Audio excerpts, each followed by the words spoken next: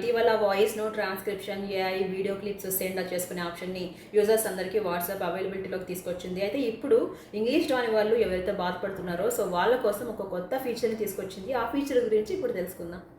English రాకుండా ఎవరైతే WhatsApp చాటింగ్స్లో ఇబ్బందులు పడుతున్నారో వాళ్ళ కోసం వాట్సాప్ ఒక మంచి ఫీచర్ తీసుకొచ్చింది. వాట్సాప్ ఆండ్రాయిడ్ బీటా వెర్షన్ 2.24.15.8లో ఈ ఫీచర్ అనేది అవైలబుల్లో ఉందంట. అయితే ఇది కొంతమందికి మాత్రమే ప్రస్తుతం అవైలబుల్లో ఉంది. రాబోయే రోజుల్లో మరికొంతమందికి ఇది అందుబాటులోకి వచ్చే విధంగా వాట్సాప్ ప్లాన్ రెడీ చేస్తుందంట.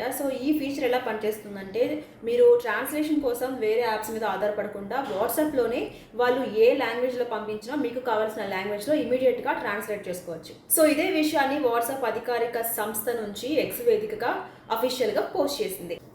ఇక్కడ నుంచి ట్రాన్స్లేషన్ కోసం వేరే యాప్స్ మీద ఆధారపడాల్సిన అవసరం లేదు. అట్ ది సేమ్ టైం చాటింగ్స్లో మీరు ఎవరైతే చాట్ చేస్తున్నారో వాళ్ళ ద్వారా వచ్చే మెసేజ్లు చదవలేకపోతున్నామని సఫర్ అవ్వాల్సిన పని లేదు.